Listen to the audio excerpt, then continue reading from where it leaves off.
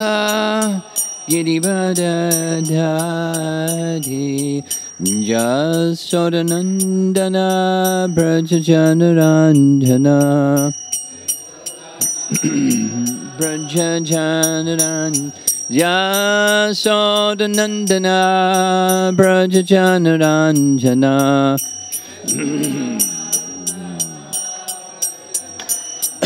Jamunatira Vanachadi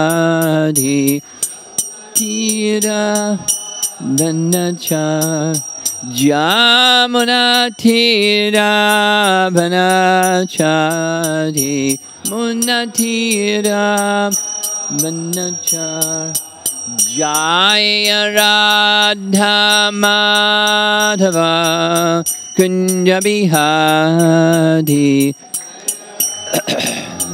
Madhava Kunja Bihari Jaya Radha Madhava Kunja Bihari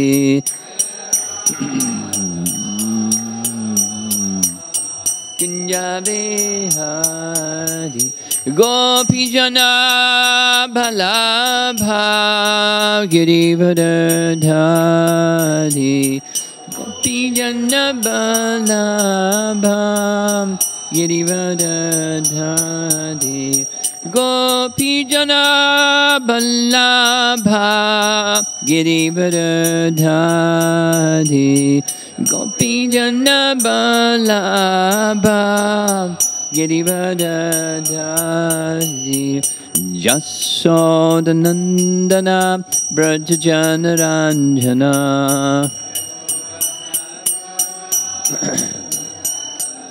Jasodanandana Brajajanaranjana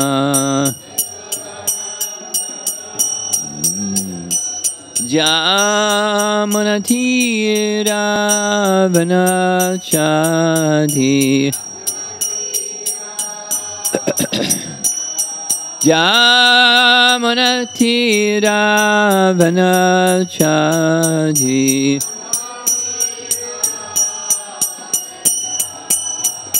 Jaya Radha Madhava Kunja Bihari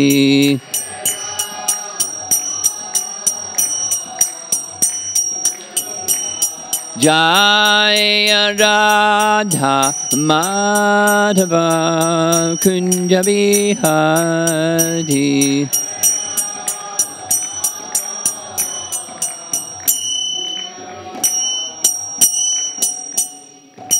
Jai Om Vishnupad Paramahamsa Parividagacharya Astatarasata Srimad His Divine Grace Sri Bhaktivedanta Swami Srila Prabhupada Ki Ananta Koti Vaishnavrinda Ki Grantaraj Srimad Bhagavatam Ki Gaur Premanandi.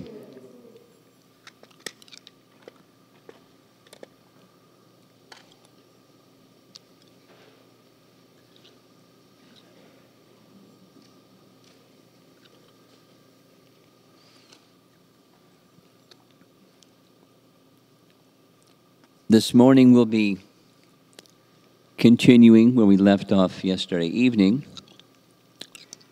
chapter 9 of Canto 7. And then we'll complete the chapter. It ends with text 55.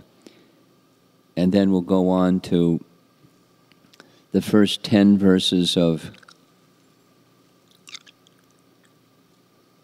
chapter 10. It's a very important section, the chapter 10 particularly, and what comes at the end of chapter 9 is important to hear it because it leads into chapter 10. So, those of you that have been with us for the duration most probably noticed that the teachings section lays foundation for the prayer section. the teachings, 3 different groups, his friends, the students, his teachers, and Hiranyakashipu, the king of the demons. And his teachings were consistent. They were, at least it seemed to me, appreciating they're sequential. And one building upon the other, building upon the other.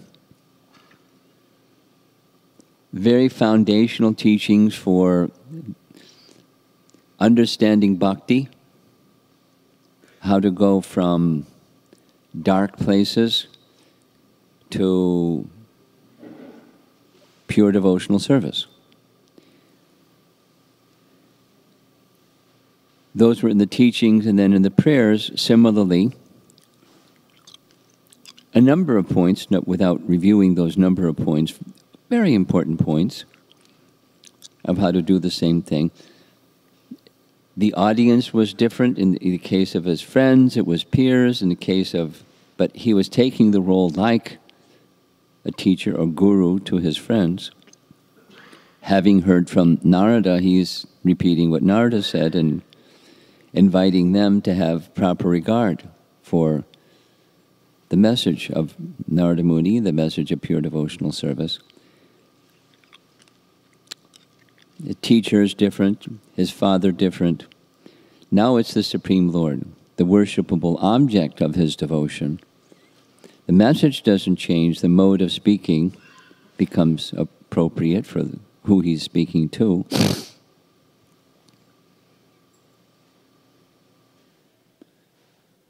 Many, many things. So without reviewing those many, many things. We heard so many times now, Prahlada was sent, it's in the early part of chapter 10, he was sent by the personality of Godhead. He says to Lord Nrsimha-deva, you sent me to this world because of this influence of the modes of nature bewildering people. You sent me to teach the way of, and show by example of devotional service, to get relief and release from the bondage of material existence. So that's what he's doing.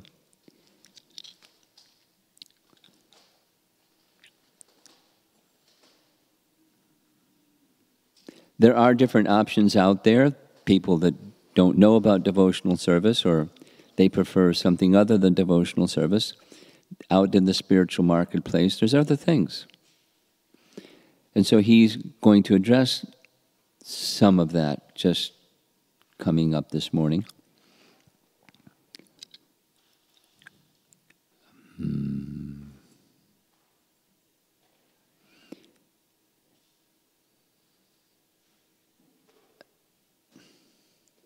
So I think I'll start.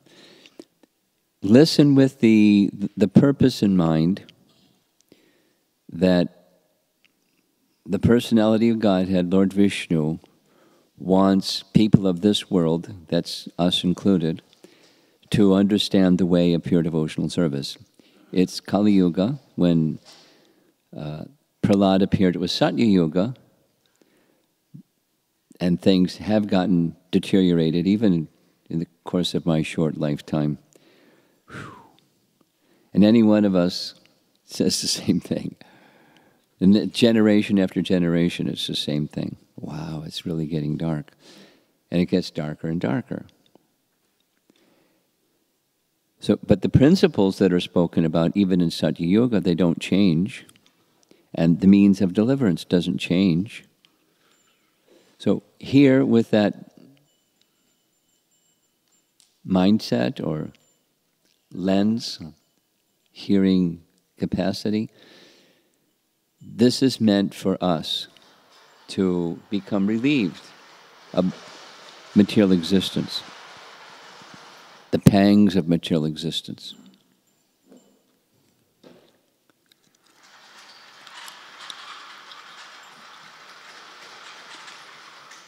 Shri Shri Radha Shama Sundara. Jai. It's not information. It is information, but it's not simply information. It's transformation. So here we go. We ended with verse 42, and if you remember the previous line, it was the same as the teachings of Chaitanya Mahaprabhu, the mood of being the servant of the servants.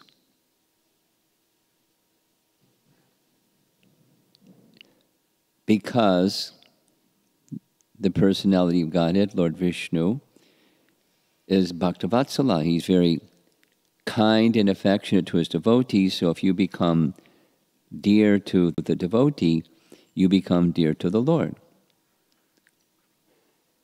We all know this message from the Puranas when Parvati asks Lord Shiva, who is the best of worshippers? Those who worship Lord Vishnu is best.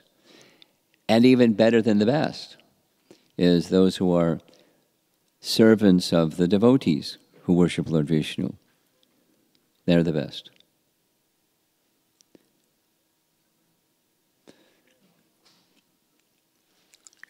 Lord Chaitanya's teachings and the Bhagavatam's teachings are identical. We've said this multiple times, and we'll see some additional references as we go along here. Okay, so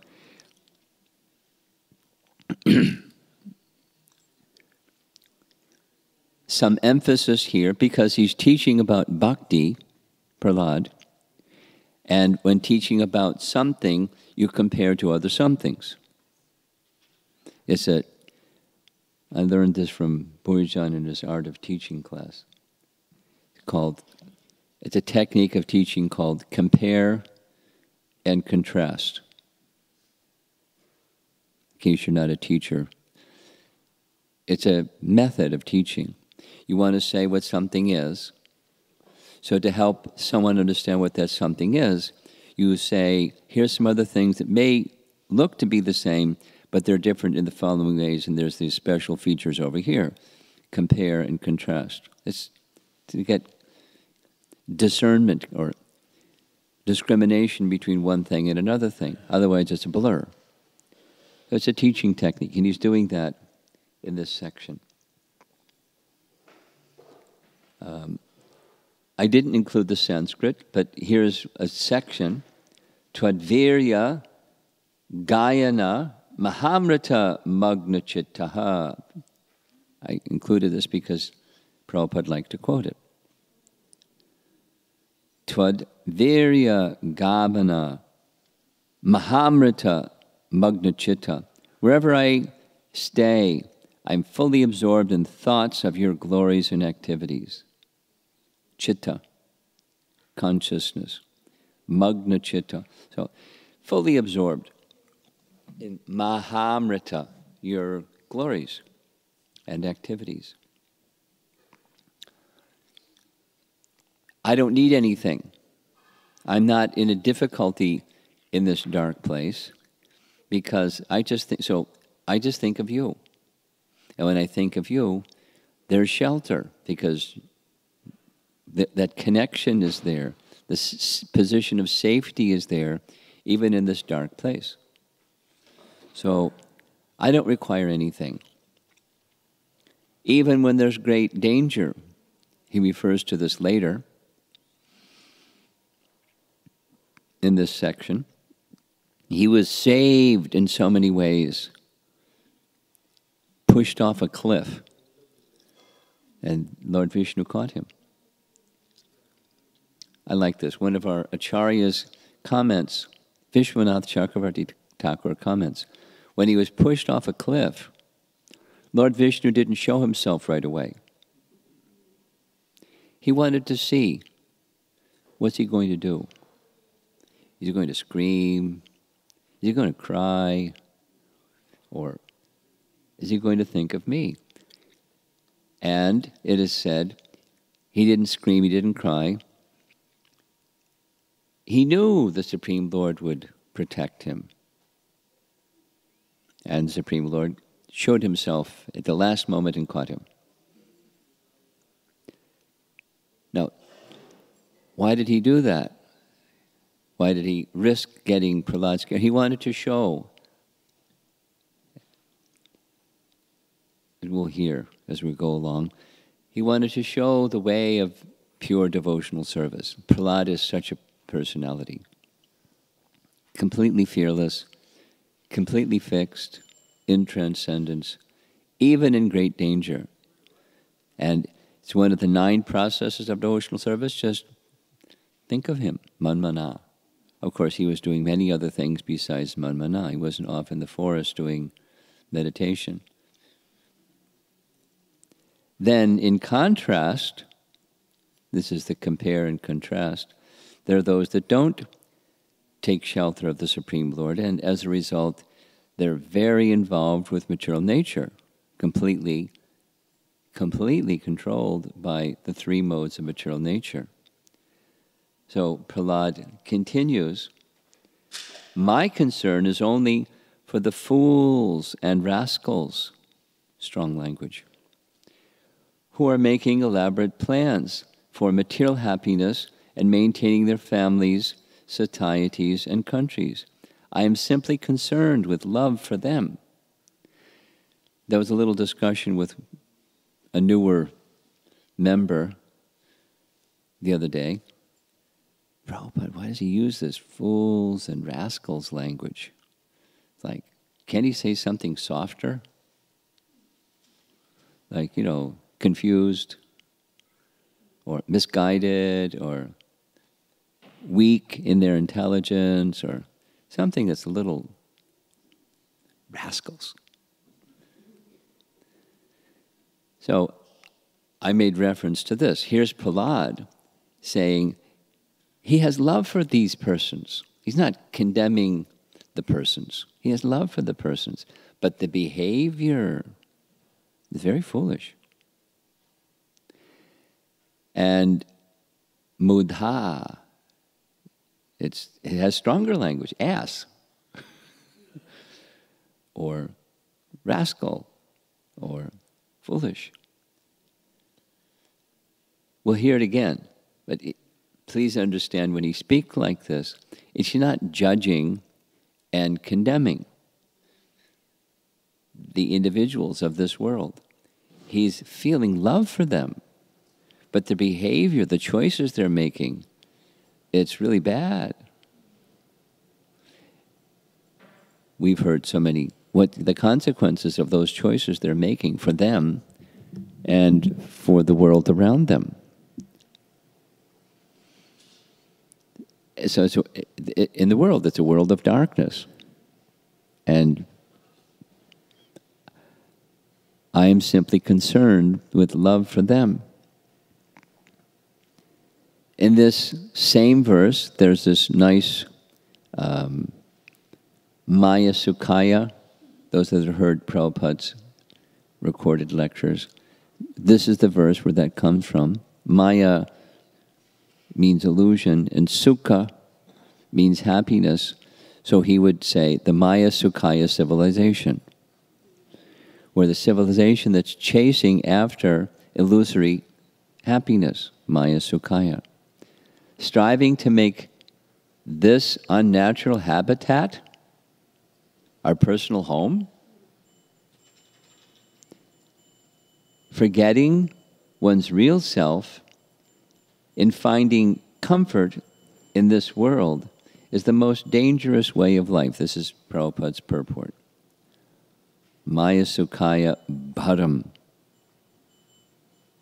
And the whole civilization, it's not a remote, isolated person here and there. The whole civilization has that foundation, having forgotten the purpose of life.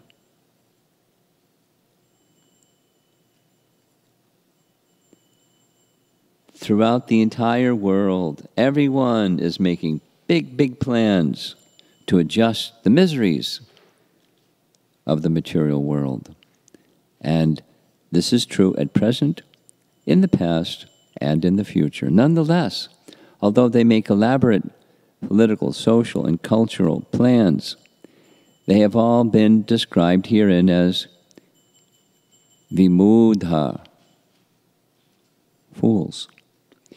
So he's just using the word, that's Prahlad's word, it's in Bhagavad Gita also. Avajananti mam mudha manusham tanamarshacham. Those persons who think that Krishna, when he appears, has assumed a material form, they're mudha. Krishna says. Prahlad says. Now, it's not Krishna's judging or Prahlada's judging. They have affection for these persons. They're just deluded and acting in hurtful ways for themselves and others. And this is vimudha. Very foolish. And that's the materialistic civilization. Chasing after Maya Sukha, or illusory happiness. The next verse. My dear Lord Nrsimha-deva, I see that there are many saintly persons, indeed, but they are interested only in their own deliverance. Not caring for the big cities and towns, they go to the Himalayas or the forest to meditate with vows of silence. They are not interested in delivering others. So this is the compassion message. But as far as Prahlada is concerned, I do not wish to be liberated alone. Again, leaving aside all these poor fools and rascals. I know that without Krishna consciousness, without taking shelter of your lotus feet, one cannot be happy. Therefore, I wish to bring them back to shelter at your lotus feet. He wants their happiness. He wants the deliverance from their misery. He has affection and feeling for them. I don't want to be delivered alone. It's not that Lord Nrsimha-deva said, you only and the other people can rot. It's not saying that. But it's Prahlad speaking about the other part and parcel living entities who made foolish choices, and including his father, we'll hear later today. Even his father, who did so many bad things to Prahlad and to others. He wants his deliverance. Doesn't hold a grudge. He's going to get his. No.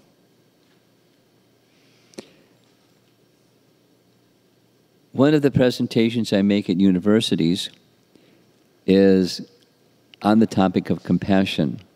For those of you that are doing some Western outreach, it might help you to know that something that is of interest to young Western people is character, like compassion and other things like that. So it's a popular notion. And one of the slides in that presentation is a quote from, of all people, Albert Einstein. No, Albert Einstein isn't known for compassion. He's known for other things. But he explains how that freedom of thought was made possible for him. Here's his quote. Our task must be to free ourselves by widening our circle of compassion, to embrace all living creatures and the whole of nature and its beauty. The souls and material nature, the entire creation. Now, who can think like that? But if you want freedom of thought, if you want to be capable of having good intelligence, we've been hearing this from the earlier sessions, pragya pratishta, or sthita pragya, having good intelligence. Alpametasam is the opposite, small intelligence. To have intelligence expand, it needs freedom. And that freedom is compassion. So it's a natural characteristic of bhakti. One naturally is feeling compassion for all, in the very advanced or elevated stage, all living entities and all of material nature. That's vast. And it's not notional, it's not something that comes and it goes, because there's shelter in the personality of Godhead for a devotee. Now, those who are not devotees, they don't understand the devotee. The karmis, they try for happiness by material adjustment, exactly what's in the verse. And the Gyanis, they want to be happy by becoming one with the Supreme. Leave it all behind to become liberated, become one with the Supreme. But the devotees don't want either. We heard that earlier, bhukti or mukti. Rather, the devotee has no such interest. He's not interested in so-called meditation in the Himalayas or the forest. Rather, his interest is in the busiest parts of the world, where he teaches people Krishna consciousness. The Krishna consciousness movement was started for this purpose. Now, it doesn't mean we don't have farms. We have farms. We want to have more farms.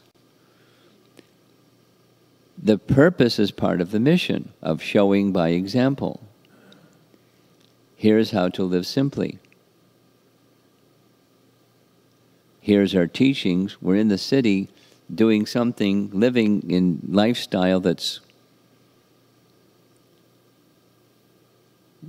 may not show people what simple living high thinking is. It looks like everybody else is doing externally. So the Krishna consciousness movement has this purpose. There's a nice quote and a nice photograph. Prabhupada saying in a letter, "Anyway, I'm not after respectful compliments by the public. I'm concerned more about my disciples. I want to see them quite able to preach this sublime doctrine of Krishna consciousness, and therefore I wish to stay. Otherwise, I'm not attracted for any place, either hell or heaven." 1968. Compassion. Bhakti, particularly pure bhakti, has this very elevated standard of compassion.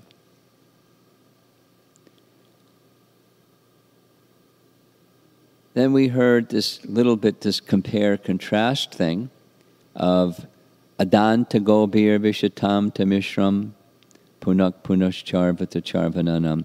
We discussed that verse. Matir na Krishna, that one. So adanta gobir is, go means senses. Adanta gobir, uncontrolled senses.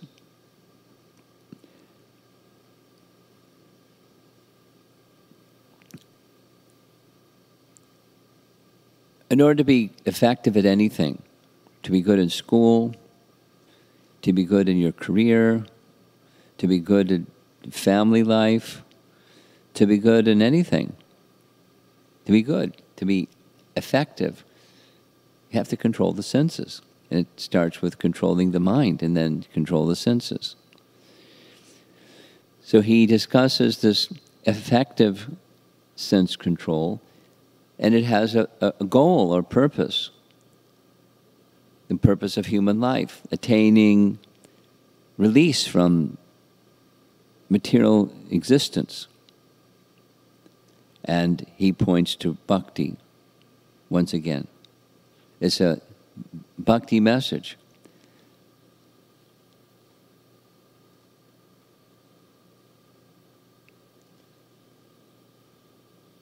Material happiness, one of the favorite activities of material happiness is sex life. And he points out that this sex life eventually ends up in distress.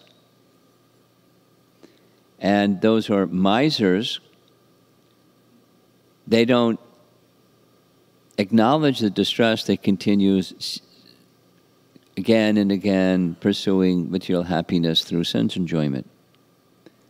And the contrast is those who are sober or dhira tolerate the itching sensation of sex attraction and are not subjected to the sufferings.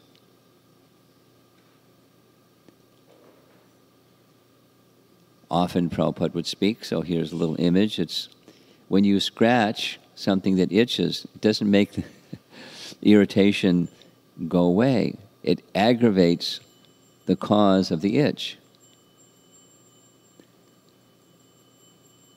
He often used this expression, the camel likes thorns, thorny twigs. I saw it in Rajasthan. Big camel, after carrying a big load, was tied by a rope to a tree that had thorns, because that's what they like, trees with thorns. And they got, their long necks are chewing on the thorns. And, coming down the corner of his mouth was blood, because the thorn cuts his tongue, and he likes the taste of blood, so he keeps chewing the thorns. That's his, favorite meal. And similarly, without getting too graphic, the act of sex is a transformation of blood. And it's just one is experiencing release of one's own blood through thinking happiness. Jamunacharya, again Prabhupada would often quote Jamunacharya, great acharya from the Sri Sampradaya.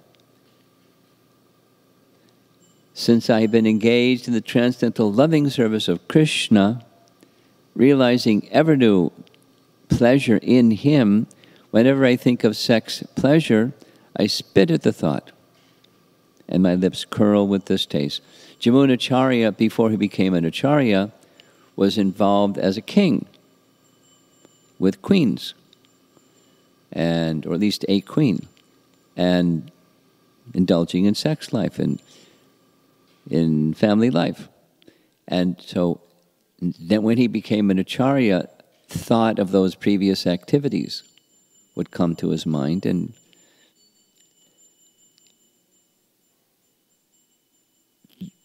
he found those thoughts distasteful, particularly in contrast to the happiness of shelter of the lotus feet of Krishna.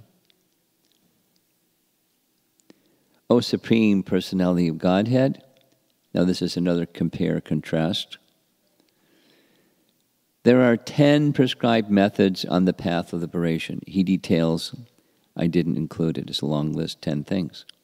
There are things that are beneficial to help one go towards liberation. Then his comment, these different methods for liberation are generally only a professional practice and means of livelihood for those who have not conquered their senses. The Sanskrit word is ajitendriya.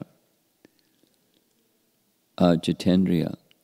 They want to control their senses. They want liberation. They can't get liberation without controlling their senses, so these are for people who can't control their senses. However, doing these austerities and other things, it makes them proud without becoming necessarily successful of controlling their senses. To a degree, yes, certainly. But ultimately, no.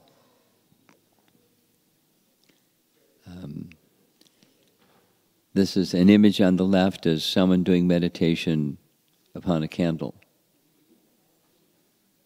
We've done this at mantra meditation workshops. methods of fixing the mind. So it's a method of fixing the mind. It's mechanical. There's some effectiveness, but of controlling the mind. At least while you're looking at the candle, your senses are a little more controlled. But the effect is limited. And as far as the soul is concerned, it doesn't deal with the satisfaction of the spiritual senses of the soul. But then over on the right side, there's a devotee engaged in mantra meditation, and he's getting mercy from Krishna because he's calling Krishna's name. So there's connection, there's reciprocation with Krishna.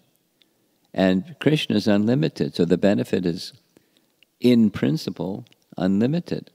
Just have to make that connection strong. So that's the preferred, much preferred method of effective sense control. Prabhupada writes, only a rare person who has adopted complete, unalloyed devotional service to Krishna can uproot the weeds of sinful actions with no possibility that they will revive. This is a paraphrasing of a message from Canto 6, Chapter 1, text number 15. Many of you are aware of the verse, you may not know the number. Kechit kevalaya bhaktya vasudeva parayana agham dunvanti karsneya diharam iva bhaskaram. It's a response, Shukadeva Goswami speaks it, it's a response to a question of Maharaj Parikshit that comes after hearing 5th canto. And the end of 5th canto is the structure of the universe. And the end of that discussion is the lower planetary regions within the universe, and it's filled with suffering. So the beginning of Canto 6 is how to help people that have done sinful activities become free from the actions of those sinful activities. It's a core theistic question. So he doesn't say this religion, that religion. He says principles. And finally ends up with bhakti. Is the other methods, karma and gyan, are ineffective. Beneficial to a degree, but ineffective. And bhakti alone can uproot the desire, even the propensity to do sinful activity. What to speak of neutralizing the results.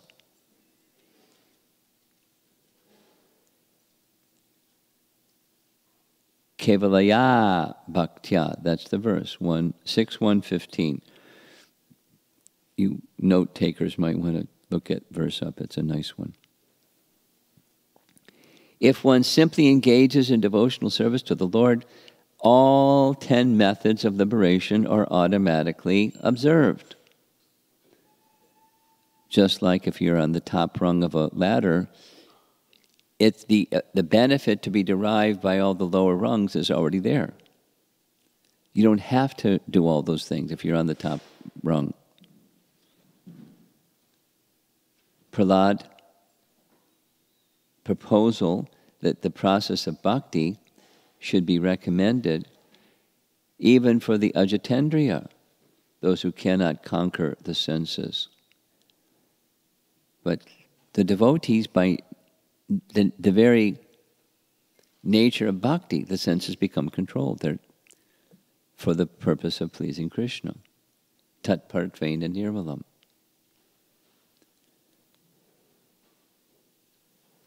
So we're closing in on completing the chapter. The next 3 verses are dealing with those who cultivate knowledge. Those who cultivate knowledge are encouraged to see behind the creation, there's the cause, and there's an inseparable relationship between the cause and the effect of the cause. That's this oneness position. Because the energy of creation is Krishna's energy. They're inseparable. And those who are wise and understand this, they engage themselves with the material energy in practical service to Krishna. It's a repeat of something we heard earlier, this oneness and difference message. Achintya Bheda Bheda Tattva.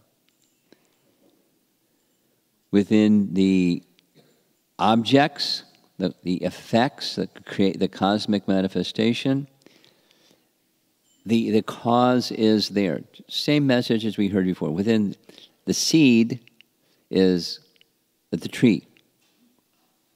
It's not matured yet, but within the seed is the tree. And within the tree, there's seeds. So there's an inseparable relationship between the cause and the effect. Although they're different. The seed is not the tree is not the seed. They're but energies of the source.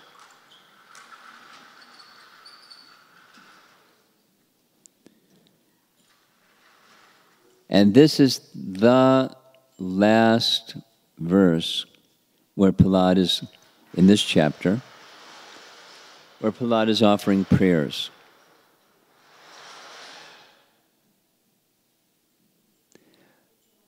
O Supreme Personality of Godhead, the best of all persons, to whom prayers are offered, I offer my respectful obeisances unto you because, without rendering 6 kinds of devotional service unto you, he lists them. We have a list of 9. This is a list of 6, and it's just fine. There's different ways of looking at devotional service. Who can achieve that which is meant for the Paramahamsas? What does Paramahamsa mean? It means the topmost stage of living for the Supreme Lord with detachment from the temporary. So his sights are very high. He already is a Paramahamsa. And he's very interested in devotional service. He's not interested in other things and other shelters. He's very clear. Why? Very fixed and focused. So I'm offering my respectful obeisances and prayers unto you. It's one of the processes of devotional service, offering prayers. And that's it for this chapter. And the person who is narrating all of this is Narada. If you remember, the whole canto is Narada speaking, and he's speaking to Yudhisthira. We discussed this. So he's saying to Yudhisthira, thus Lord Nrsimha-deva was pacified because there was the request by the demigods to calm his anger down with your prayers, so he was pacified.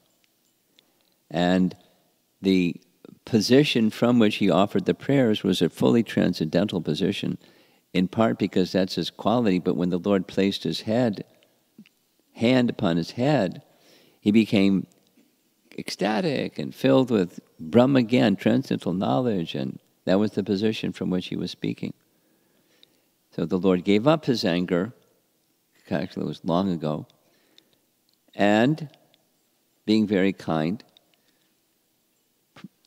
to Prahlada, he spoke. Prahlada is in this humble position, hands folded before the Lord. And then the Lord speaks. So this is how the chapter ends. The Lord speaks. So here's his 4 verses of speaking. My dear Prahlada, most gentle one, best of the family of Asuras, all good fortune unto you. I am very much pleased with you. That's perfection. It's my pastime to fulfill the desires of all living beings, and therefore you may ask from me any benediction that you desire to be fulfilled. Now, he's a pure devotee, so he doesn't have material desires. But the implication you'll hear from his response is it's an opportunity at least, an enticement at least, to get a new computer. Maybe, BMW or, something. Get something. Get money or get fame or get something, an object of this world.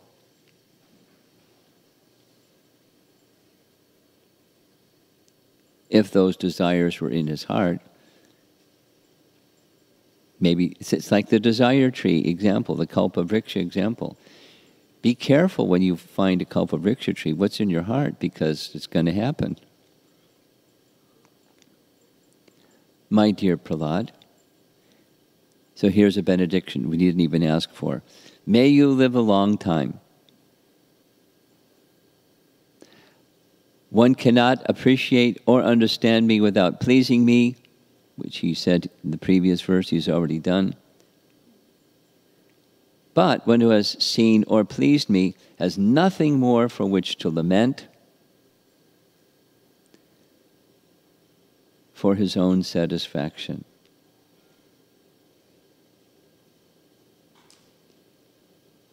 There's no hankering. No sochati, no kangsati. No hankering, no lamenting. No hankering, no lamenting. Fully satisfied. That contact with Lord Nrsimha-deva or contact with Lord Vishnu or Krishna, that's it. That's this. We heard in Prahlad's teachings, this ecstatic bliss leaves behind any kind of other thing. So there's no lamentation, there's no hankering. We may be cultivating like that, but the way to cultivate like that is through the method of devotional service. My dear Prahlad, this is the next to the last verse in the whole chapter.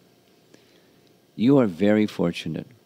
Please know that from me, those who are very wise and highly elevated try to please me in all different modes of mellows, for I am the only person who can fill all the desires of everyone.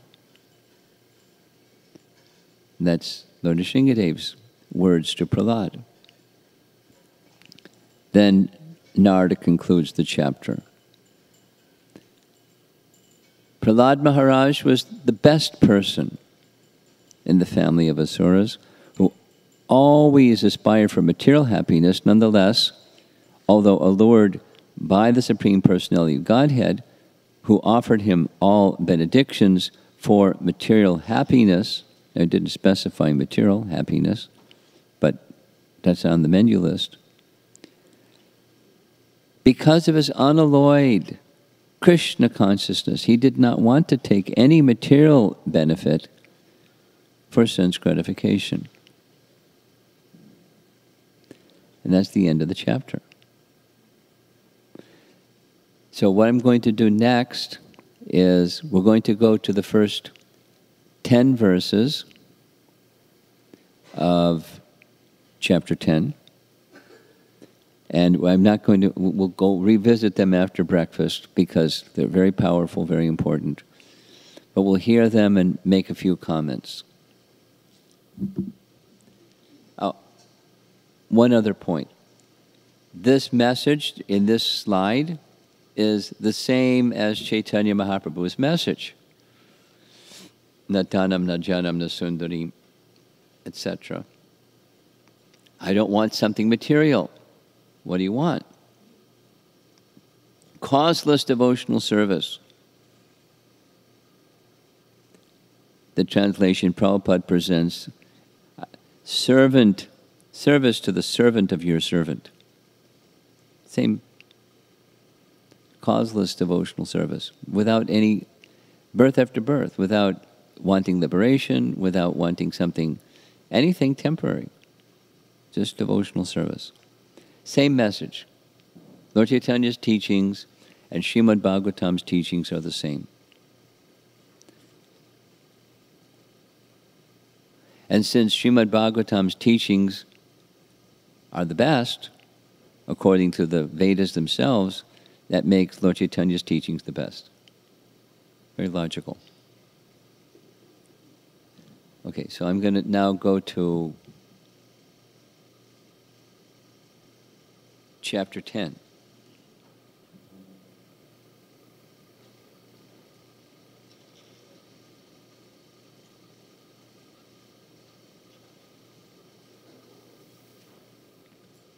And this is with recorded sound, but we took the timing out, and so hopefully it's going to work properly.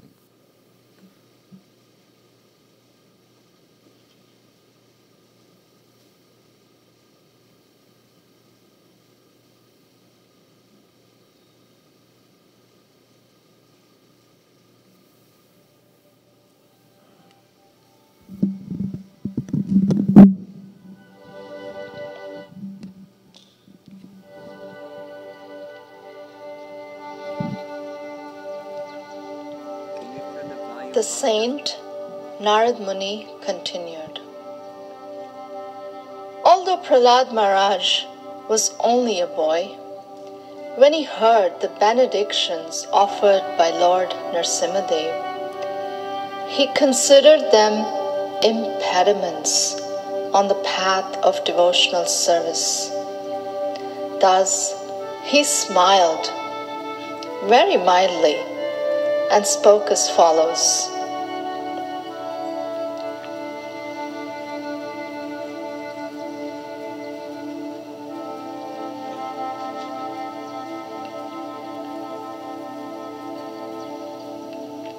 Prahlad Maharaj said, "My dear Lord, O Supreme Personality of Godhead, because I was born in an atheistic family, I'm naturally attached to material enjoyment.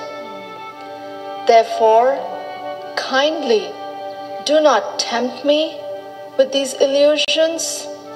I'm very much afraid of material conditions, and I desire to be liberated from materialistic life. It is for this reason that I have taken shelter of your lotus feet."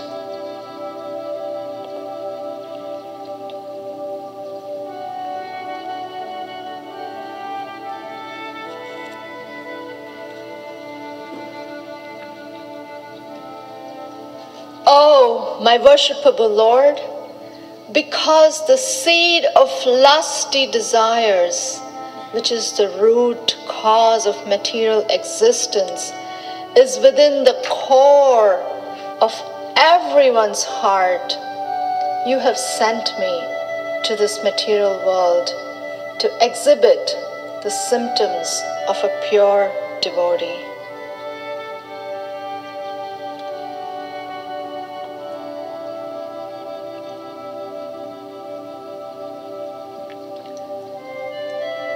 "Otherwise, O my Lord, O Supreme Instructor of the entire world, you are so kind to your devotee that you could not induce him to do something unbeneficial for him.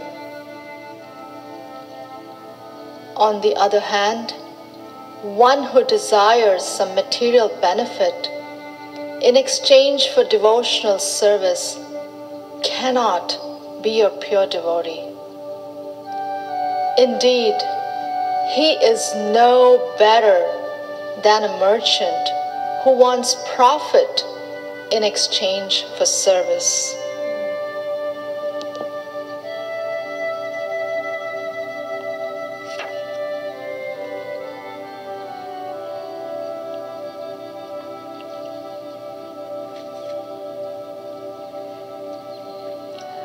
A servant who desires material profits from his master is certainly not a qualified servant or pure devotee. Similarly, a master who bestows benedictions upon his servant because of a desire to maintain a prestigious position as master is also not a pure master.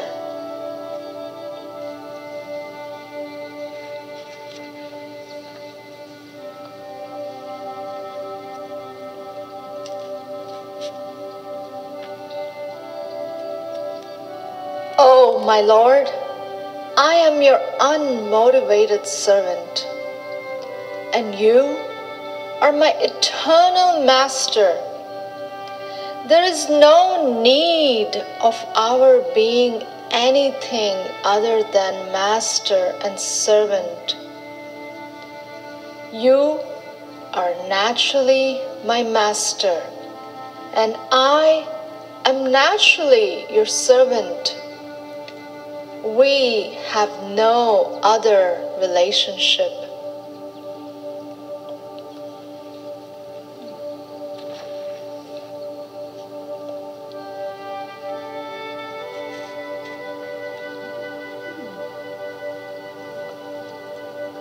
Oh, my Lord, best of the givers of benediction, if you at all want to bestow a desirable benediction upon me, then I pray from your Lordship that within the core of my heart there be no material desires.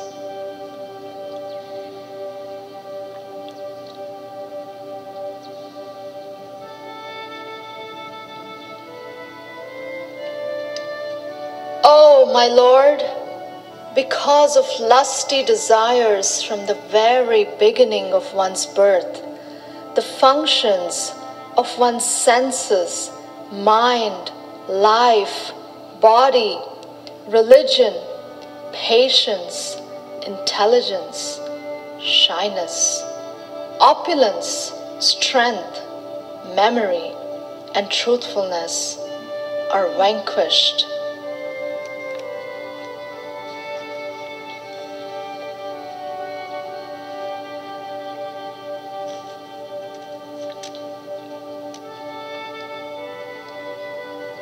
Oh, my Lord, when a human being is able to give up all the material desires in his mind, he becomes eligible to possess wealth and opulence like yours.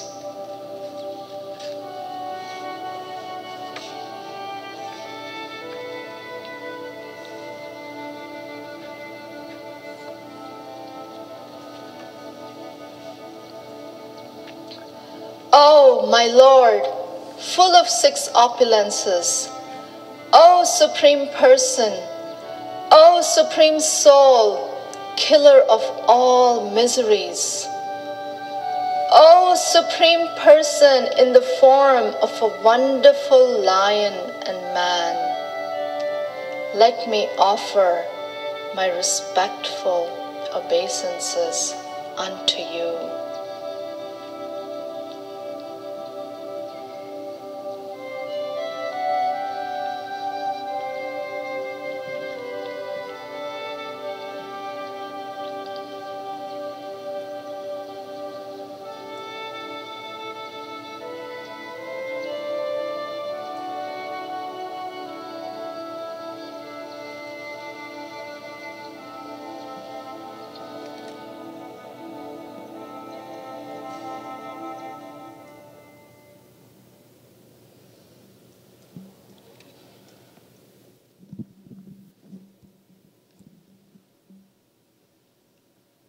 We'll go back and do a little review and then revisit this section, wonderful section again after breakfast.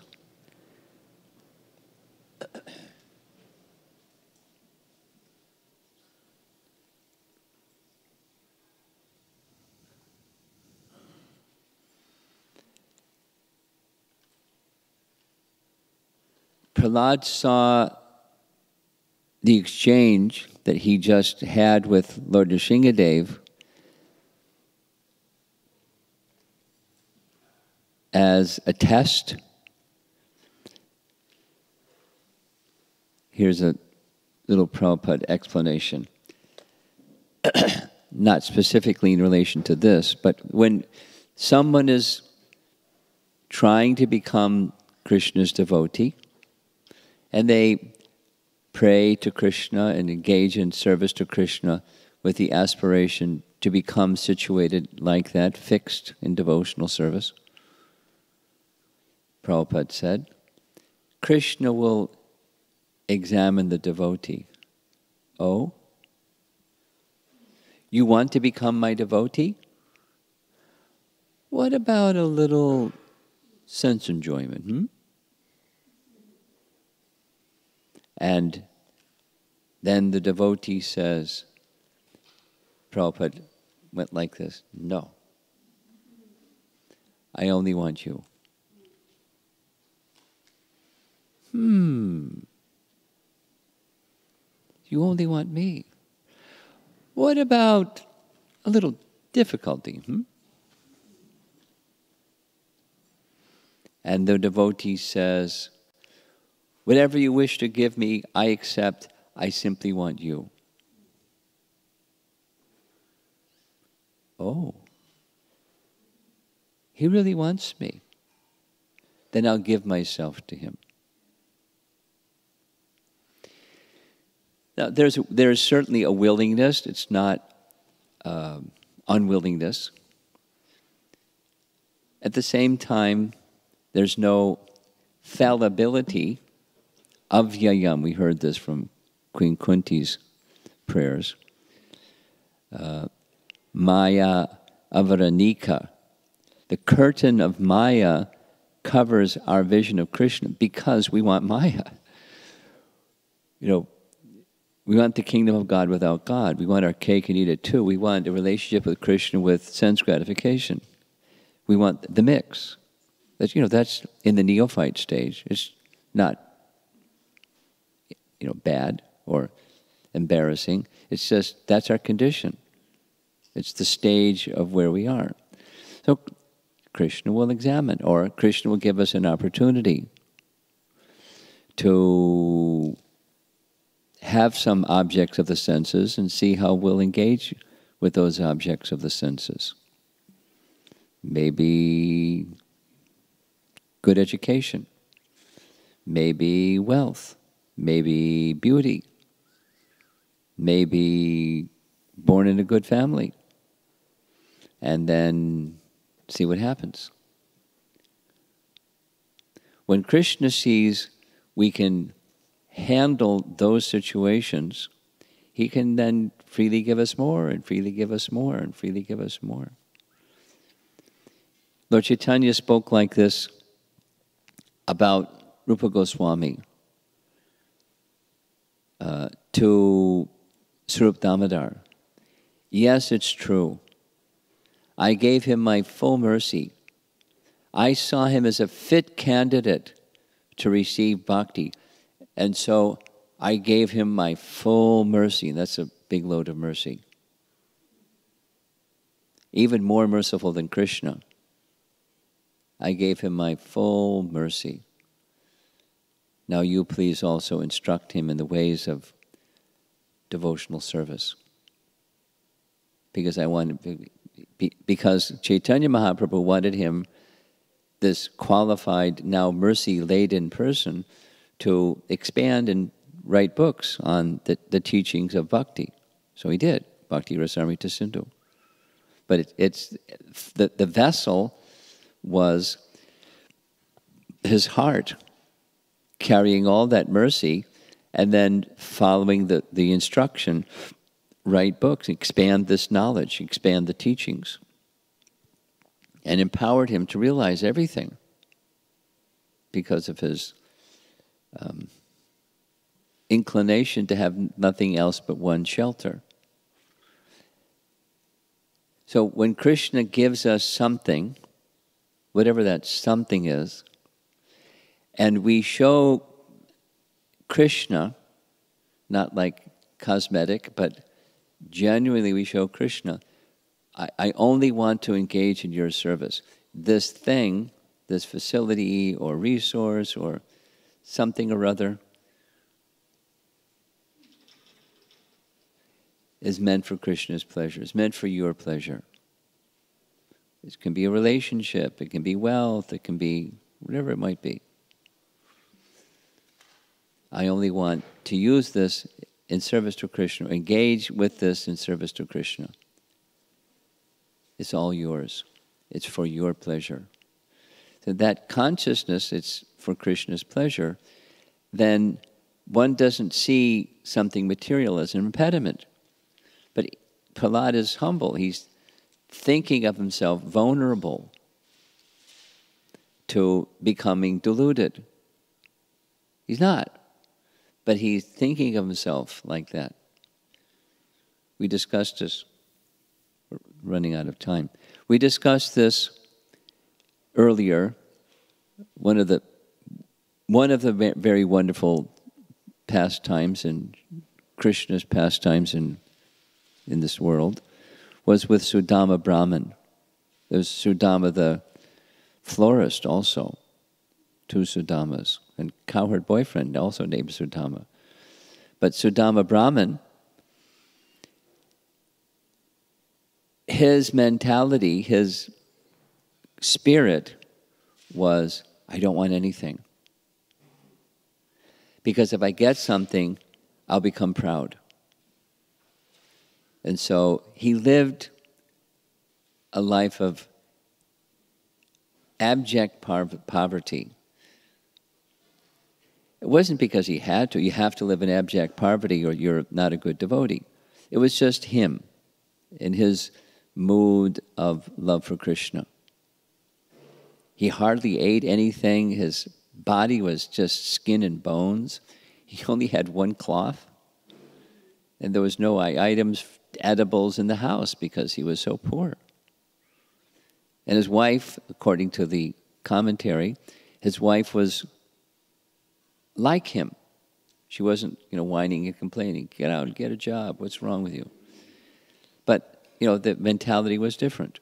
Was alike. So she was very happy with that lifestyle. And not everybody is meant for that lifestyle, but in her case it was fine. Except one thing, she couldn't stand to see her skinny husband so skinny and have nothing to eat and one piece of cloth, and what happens when you have to wash the one piece of cloth? And her mind was disturbed because of that. Anyway, so then the rest of the pastime unfolds. But therefore, it was very reluctantly he went to ask Krishna for something. But he didn't even ask Krishna for something. And when he came back, he got that something. But his relationship with Krishna was not to be an enjoyer of something. With caution, like Prahlada's caution, it's an entanglement. It's an obstacle. It's an impediment. No, it ends up, he got the whole shebang. He got all the kingdom of his father and all of its opulence, and he didn't become disturbed by it. It didn't become an impediment, but the risk is there. Same with Sudama. He got everything, and then some. But he didn't become disturbed. It says specifically, he continued to sleep on the floor. And although there were big palatial this and that's, he wasn't indulging in those things because he was of that same cautious nature. Now Prahlada became the king. Well, here, he ruled for the duration of one whole manu, but he got the benediction, you won't become deluded by these things. And you'll be supported. These are benedictions that finally ended up being given. You'll be supported by opportunities for association with devotees. And the opportunity to hear from the devotees, although you'll be the king of the demons. You can be a full-on devotee That's the benediction. Then you come back to me. We heard him already in his prayers. When will that opportunity come that you can take me back with you and be at your lotus feet? So he was at his lotus feet in this world, serving in that mood, because that was Lord Nrsimha-deva's desire. And so that's what he did, what Lord Nrsimha-deva's desire was. But it wasn't, there was totally absent was the hankering for material objects to be the enjoyer of. Oh, great, I've got this benediction. Let's see. What do I need? What would I want? Nothing. So we'll continue with this after breakfast. It's a very important section. And then we'll carry on with the next little section too. Do we have a microphone back there? A portable microphone? See if there's any comments or questions. Anybody?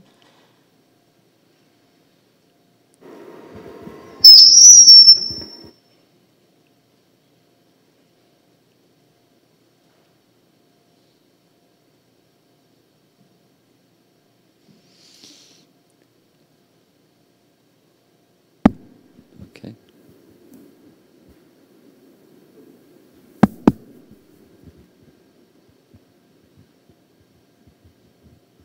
Hare Krishna Guru. Hare Krishna Guru Maharaj. Towards the na sochati na kankshati, being in a practical world, towards the yesterday's questions and today's lecture as well,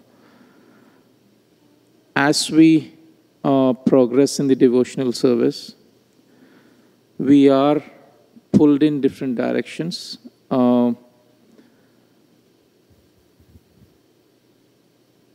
We are having some expectations from our responsibilities. And towards that, we will knowingly, unknowingly, will be doing the offenses.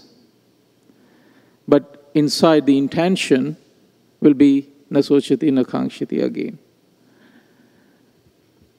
The wonderful prayers from Prahlada. With that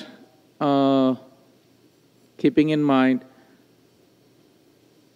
we don't know whether even after this class, let us say after a month, two, we will be into this mode, but again we will be doing that kind of offenses, again knowingly or unknowingly as well. How to deal with this situation? Like, it is unintentional, right?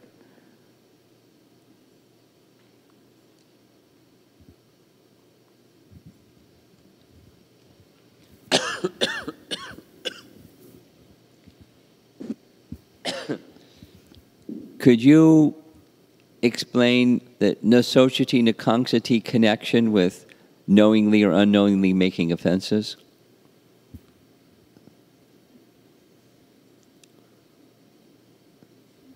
It seems like two different questions.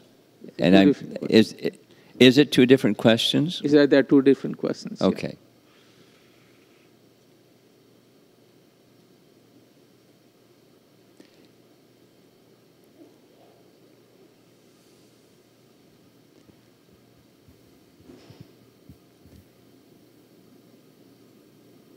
There's the standard of pure devotion. And there's where we are.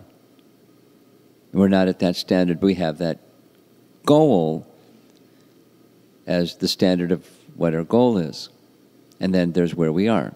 And the big gap between where we are and what we know is the goal.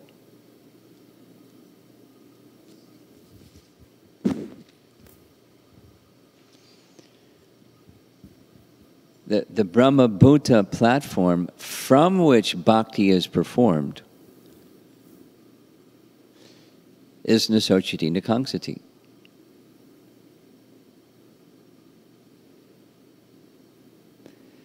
we're rendering devotional service, but we have hankering and we have lamenting. We're not at that topmost standard, but we're still doing devotional service, and devotional service is from the spiritual platform.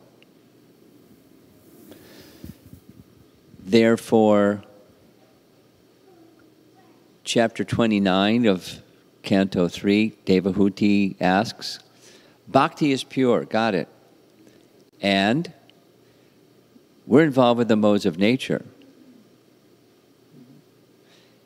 Can bhakti be mixed with the modes of nature? The answer is yes. This mode, that mode, the other mode, and then pure, free from the modes. And devotional service in this mode looks like this. Devotional service in that mode looks like that. So from wherever we are, we should cultivate, go the next step. And if we're cultivating go the next step and relying upon Krishna, not just making some effort on our own power, relying the other part of the bhakti, then we can get there to that next step, and then pure devotion, where there's no hankering and no lamenting. Bhakti has that power to carry us there.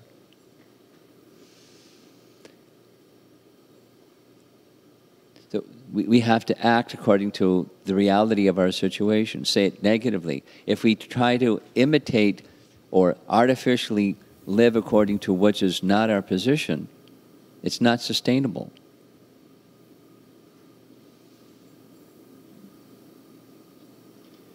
So something that we can discuss after breakfast is more on this. I sent you a document to be printed. It's Canto 11, chapter 20, I think, verses 27, 28, where this is Uddhava, Gita, Krishna speaking to Uddhava, speaking about, paraphrase what the text says, but we can discuss it more when I have the exact language and the commentaries. It's an important consideration. A devotee, Krishna speaking, a devotee that has come to the position of faith, but I'm not there yet. What my faith is, the goal is like this, but I'm down here, and I still have some hankering and lamenting. I still have some attraction for being the enjoyer of the temporary. Krishna directly addresses it and then says what to do. Such a devotee, recognizing that acting as the enjoyer of the temporary is going to bring misery. He knows it because he has this knowledge, but he also has some affinity for matter. So he carries on,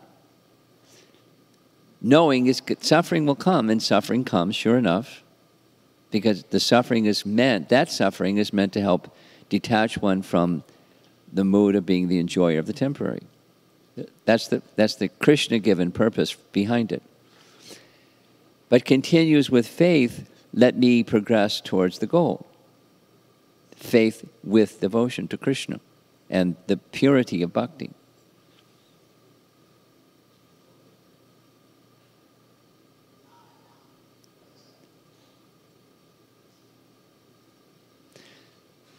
Bhaktivinoda Thakur, not making reference to that verse, but says the same thing in different language.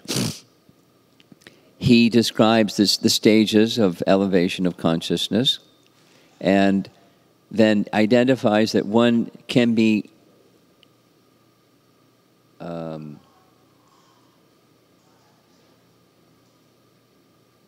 Maharaj, could you mute that? Can you mute the phone? Mute the phone, please. Thank you. You can show darshan, but mute the phone.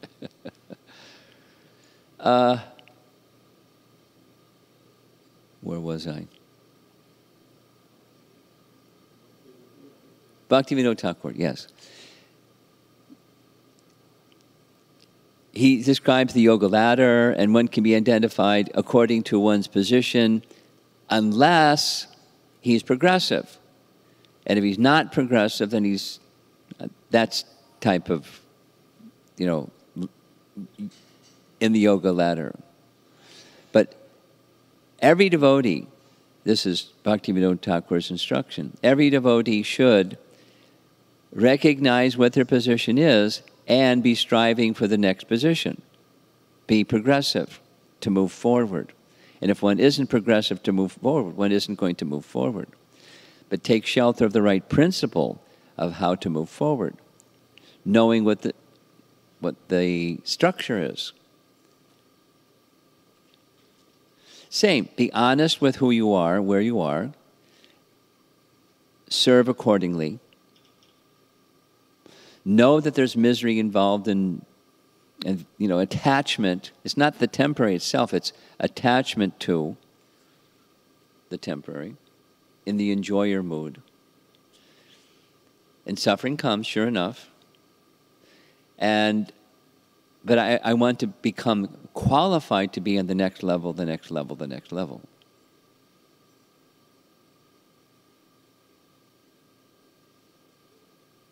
Then,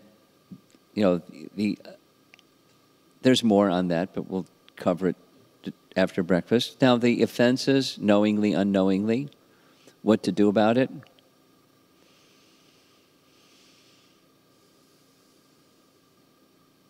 There's this elaborate section in Bhakti Sandarbha. I can send it to you. Bandhu Swami's translation. Jiva Goswami addresses this. And it's quite similar to this other explanation. But bhakti is blocked. The power of bhakti is blocked by the consequence of offense. That's anarthas in the heart.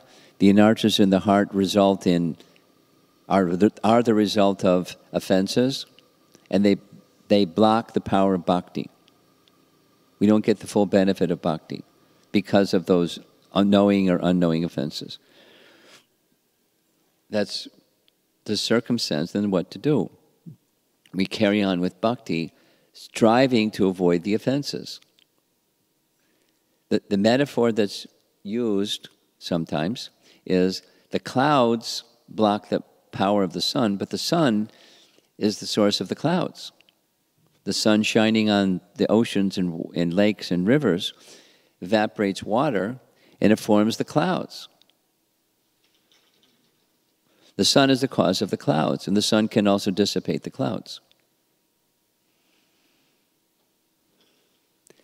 Therefore, we engage in bhakti for a prolonged period of time, knowing that just one name is sufficient to deliver us from material existence. But we have these things.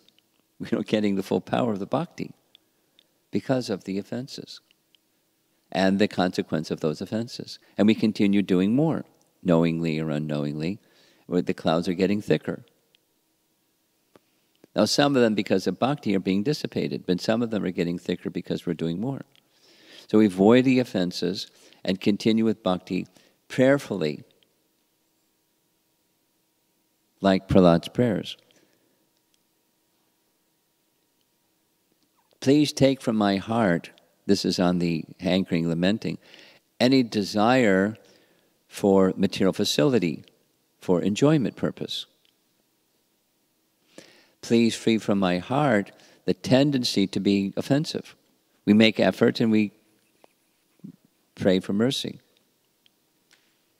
And if we don't do that, then it's not namabhas anymore, it's namaparad. We're just deepening the darkness. But the abhas is the clearing stage where it's striving and calling for help. That's our task. That's what to do. Learn the science, how it works, knowledge. Knowledge alone isn't enough, but knowledge helps us get the lay of the land and the territory and the terrain whether to turn left or right, how to get to where we want to go, and what are the obstacles along the way. And with that knowledge, go back to the execution of bhakti with proper cultivation, under guidance, in here again and again and again. Again and again and again and again and again. And that way we're associating with such persons like Prahlada who are already there, but teaching us how to get there. Srimad Bhagavatam in the holy name. And associate with such persons who are giving these teachings.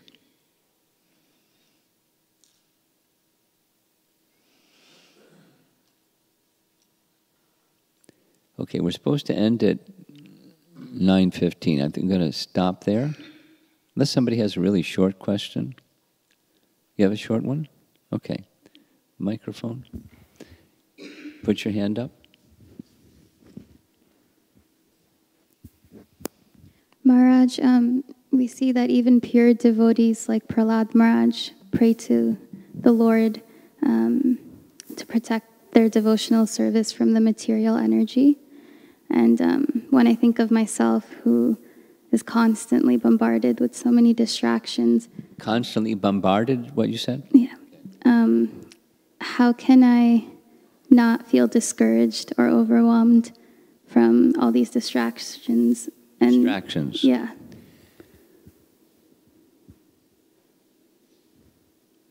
How to not feel overwhelmed because when I'm being bombarded by distractions. That's your question.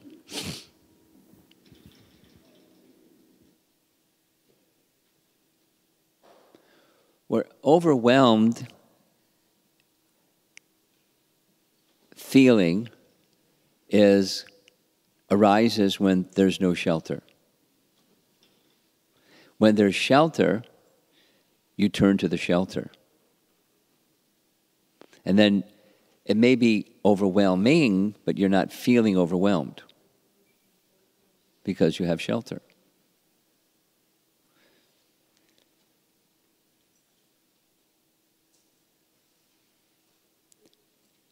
And you're in the same material world that the rest of us are in, and the same opportunities for feeling overwhelmed or being, overwhelming circumstances coming our way. It's true for every one of us.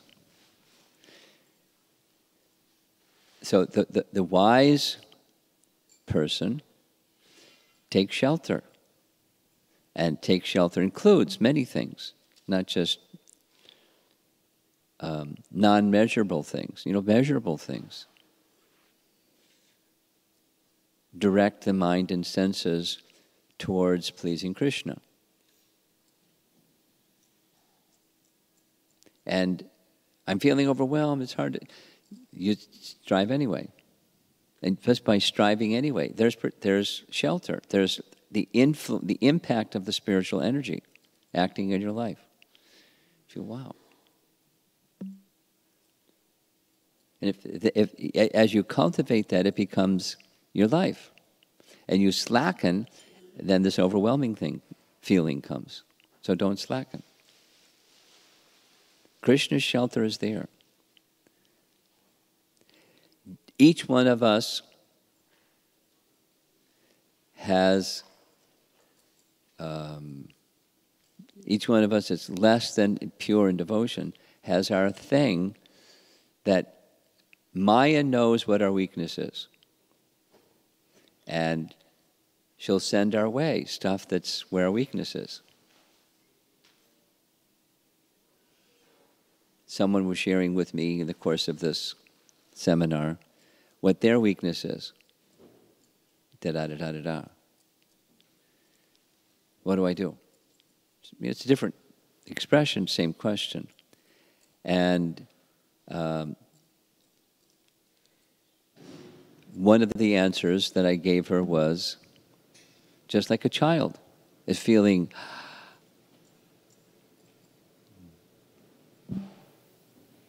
looking to, they don't have to say anything, they don't have to cry, they just look to their mother or father. Go like that. That's what you do. Shelter, seek shelter. Literally, figuratively, or combination. And feel that position of protection. Now, however long a child may stay in the arms of mother and father depends on the child. In some cases, it's just like reassurance, and in 30 seconds, they're wiggling and want to get down and run around again. But they want that reassurance of safety. So, do that. And select for yourself, or with combination of those who are helping to guide you, what's of those things that you feel overwhelming, what's something that's doable for you to like keep control of your mind and senses when this object or this circumstance comes along? And work on it. Doable one. And do it for some time and then celebrate. Hey! Then think of another one. Don't go, the whole list, because then you won't do anything. Something that's doable. And you'll feel empowered and protected and, accepted by Krishna. Bhaktivinoda Thakur teaches like this also, what I'm saying.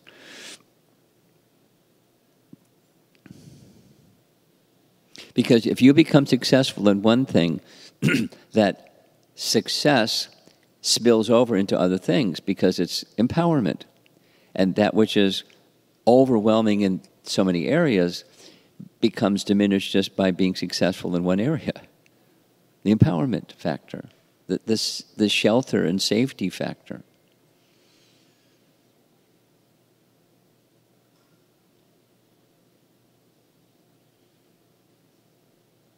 Okay, we're going to end. Srila Prabhupada ki, Prahlada Maharaj ki, Gaur Premanandi.